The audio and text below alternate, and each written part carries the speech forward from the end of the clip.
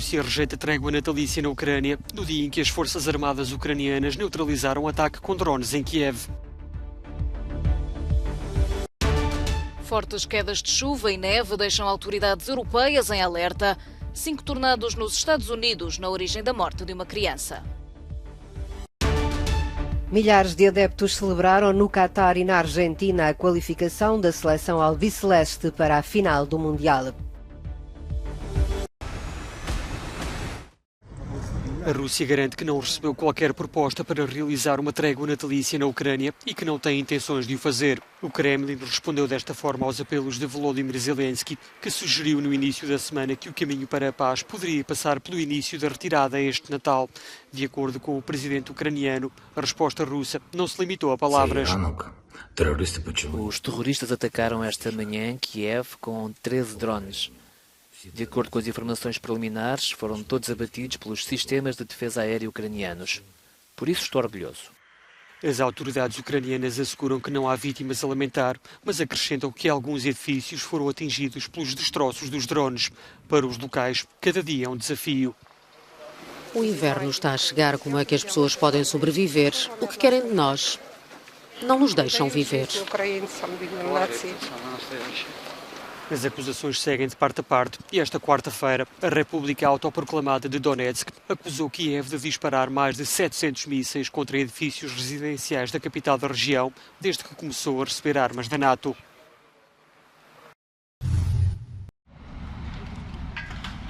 A Ucrânia necessita de ajuda urgente para enfrentar o inverno. Com metade das infraestruturas do país destruídas pelos bombardeamentos russos, cerca de 12 milhões de ucranianos tentam sobreviver às baixas temperaturas em condições muito difíceis. Ligo o aquecedor elétrico e este pequeno aparelho de ar-condicionado, mas não é suficiente. Este está parcialmente avariado e mal emite calor. Como é que se dorme à noite? Cobrimos-nos com cobertores, é assim que dormimos. Os combates mais intensos decorrem em Bakhmut, no leste da Ucrânia. Os bombardeamentos russos duram há 4 meses. A maioria da população fugiu, mas os que restam tentam sobreviver sem eletricidade, gás, água corrente, aquecimento ou comunicações.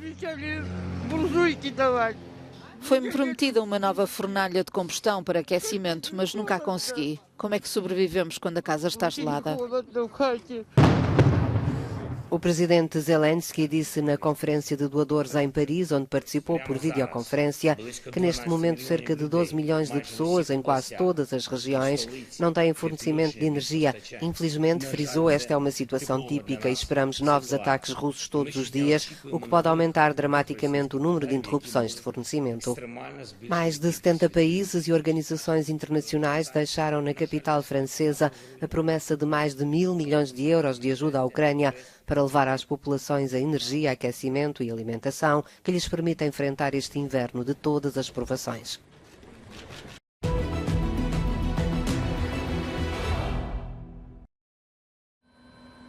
Lisboa viveu esta terça-feira o dia mais chuvoso desde que há registro. Em 24 horas, a precipitação na capital portuguesa superou os 120 litros por metro quadrado.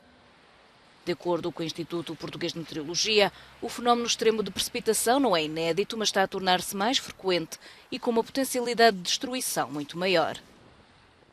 O temporal também não deu tréguas na região da Extremadura, em Espanha. Badajoz e Cáceres, 2 das cidades mais afetadas, viram-se abrasos com cheias e estradas cortadas. 20 pessoas tiveram de ser resgatadas pelos bombeiros. As autoridades acionaram o plano de emergência da Proteção Civil para inundações. Em França, é a queda de neve que está a deixar as autoridades vigilantes. 33 departamentos estão em alerta laranja. Várias estradas no país foram cortadas, algumas cidades optaram por suspender os transportes públicos. Em Paris, o aeroporto Charles de Gaulle tem 1/5 dos voos desta quarta-feira cancelados. No aeroporto de Orly, a previsão é de 1 em cada 4. Do outro lado do oceano, nos Estados Unidos, também o estado do Colorado foi palco de uma tempestade de neve. No norte do Texas, Louisiana e Oklahoma, pelo menos 5 tornados mataram esta terça-feira uma criança e fizeram dezenas de feridos.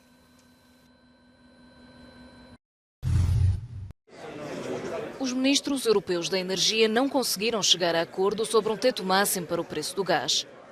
A Comissão Europeia propôs a criação de um mecanismo temporário de emergência com vista a limitar os picos excessivos dos preços do gás.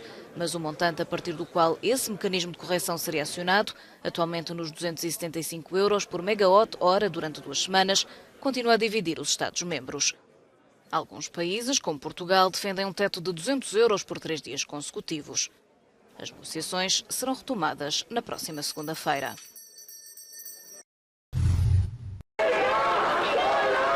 23 pessoas foram detidas nas manifestações em Salónica e Atenas em protesto contra a morte de um jovem de etnia cigana por um agente da polícia.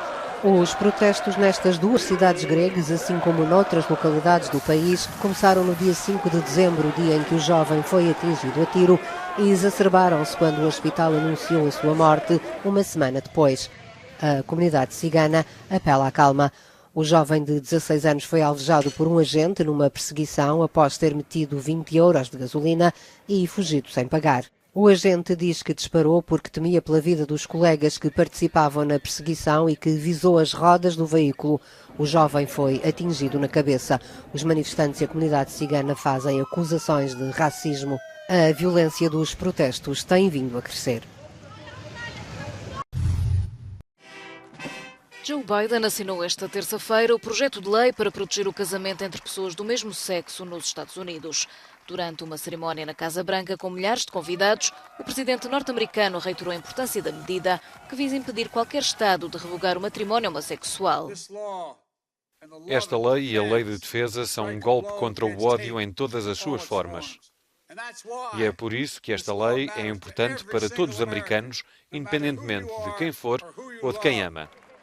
A defesa da igualdade no casamento ganhou força depois de, em junho, o Supremo Tribunal ter vedado o acesso ao aborto. A nova legislação, que também protege as uniões interraciais, tinha já sido aprovada com votos democratas e republicanos no Congresso e no Senado.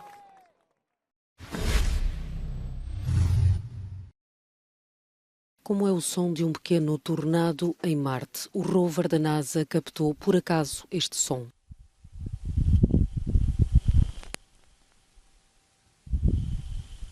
São cerca de 10 segundos, produzidos por esta espiral feita com centenas de partículas de pó.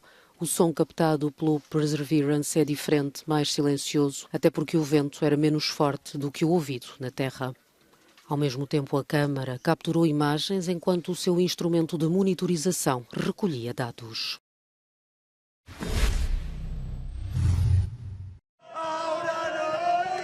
Os adeptos argentinos deixaram o estádio Lusail, no Catar, em êxtase e espalharam a festa pelas ruas após a qualificação da seleção nacional para a final do Campeonato do Mundo de Futebol.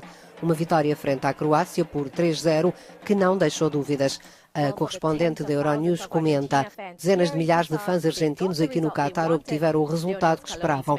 Os homens de Lionel Scaloni reservaram um lugar na final do Campeonato do Mundo pela segunda vez em 8 anos. Os adeptos argentinos já conhecem bem o estádio Lusail e certamente irão reunir 88 mil espectadores, torcendo por Messi e companhia no domingo. Em Buenos Aires, a festa percorreu toda a cidade, mas foi particularmente intensa na fan zone da Plaza Intendente Seber, onde milhares de pessoas assistiram ao jogo da seleção argentina. Conseguiram o que todos nós queríamos. Todos nós queríamos ver a Argentina no topo. Ainda há um longo caminho a percorrer, mas este domingo quero chorar de alegria.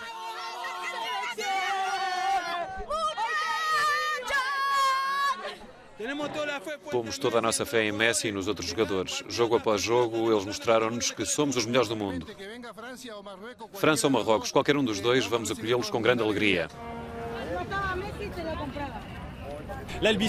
A Albiceleste ganhou as suas 2 últimas 4 meias finais do Campeonato do Mundo, mas atenção, registrou 2 derrotas consecutivas em finais, em 1990 e em 2014 contra a Alemanha.